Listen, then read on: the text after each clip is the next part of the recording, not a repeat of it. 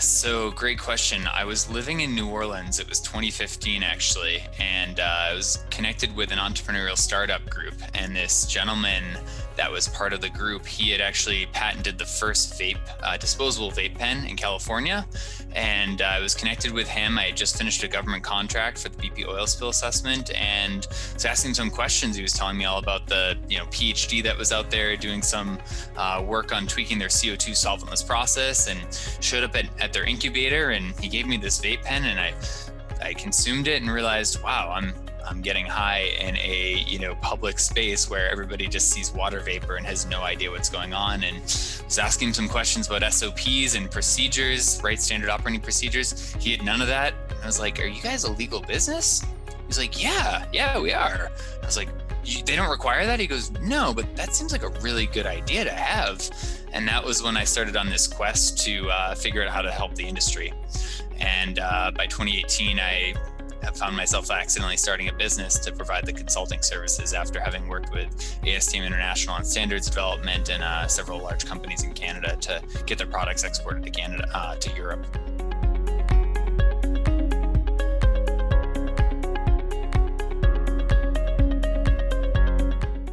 Yeah, Sean, it's been a blast getting to know you guys and work with you guys on that end. And we've made some awesome inroads in, California and elsewhere. And ultimately, this industry is by the people for the people, and especially the folks that are the OGs and really know it the best and have been, incarcerated or whatnot. And to make them ensure that they're empowered to be the rock stars that they should be, is really what I want to see happen. I don't want to be here to take credit for it. I think we can work behind the scenes to support them, give them the knowledge, because at the end of the day, there's no such thing as a subject matter expert in this industry. We all impart, whether it's financial, tax, accounting, auditing expertise, whether it's good manufacturing expertise from herbal, medicinal, pharmaceutical, and food products to, hey, I've grown this stuff 5th generations. I really know what I'm doing in that world, and merging the cultures together and letting the folks that are the true experts that kind of come from that legacy industry to be empowered to rise up. I think it's just the way our society is going, and it needs to go. So let's give them the tools to be able to be successful.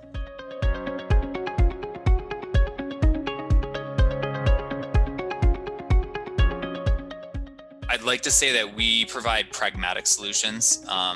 It's a tough switch to go from, say, pharmaceutical grade good manufacturing practices to cannabis grade GMPs, especially based on where the industry's at. And the industry is truly in R&D mode. We're producing, Colorado is going to produce about $1.5 billion in revenue this year. That's a sizable chunk of product. There needs to be safety parameters in place, but at the same time, they need to be palatable and achievable. So providing solutions that reduce the risk of your business from both a financial standpoint, from a recall standpoint, from a consumer safety standpoint, as well as giving you metrics, KPIs, and solutions through standardized processes that allow you to scale and improve your business bottom and top line is really what we're all about providing.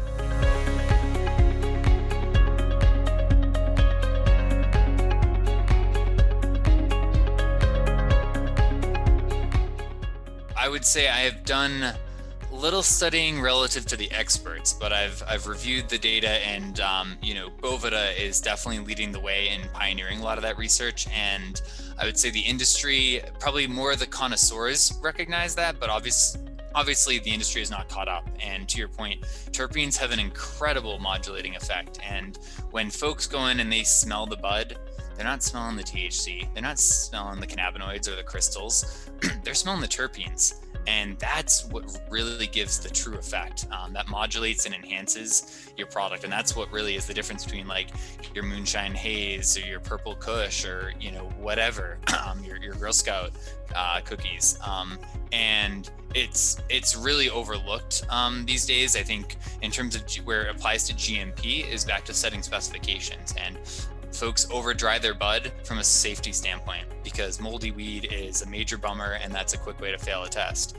But water activity, there's a well-established science behind that from the food industry, whether it's low acid foods, or just general foods in general. And if you keep your water activity below 65% or 0.65, and ideally between 0.55 and 0.65, you actually preserve, that's where you preserve the glandular trichomes, that's where you preserve your terpenes. Beyond that, you start volatilizing your terpenes off, and that's when you get this kind of skunky, moldy smelling, earthy, crunchy weed that doesn't have the terpenes. And it's a real shame to see a lot of time and energy go in by a master grower, for example, that produces a phenomenal product, and then it gets dried and cured, and really you just threw away probably 30% value of that product.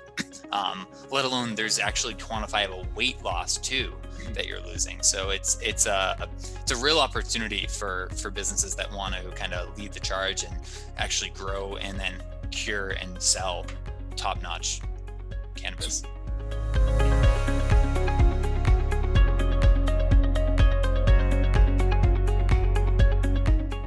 Despite the vape crisis that I think has scared a lot of people away, I really enjoy like a live rosin concentrate. There's a group up here, I'm based in Denver, 14ers, a great dispenser, and they produce some really, really good product that I really enjoy. That's awesome. Nice. And as a foodie, I'm always curious what people like to eat. And I'm curious, 17-year-old stoner David versus today, what were some of the things you ate back when you first started versus what do you enjoy now if you are under the influence? So, oh man, I'm almost ashamed to admit this because I don't know how much more evolved I've come. No shame here. Probably when I was 17, whatever was in the snack cabinet, whether it was chips, my dad was a big fan of peanuts, so chucking peanuts and eating those. Ice cream, the more chocolate the better. I'm a dark chocolate person, so I've got some good chocolate bars that I'll pull out now and again, but honestly, I'd be lying if I wasn't saying Oreos were kind of the go-to. Double stuffed Oreos dipped in peanut butter. Double. Very good answer. Now we're talking. With really, really cold glass of milk on the side.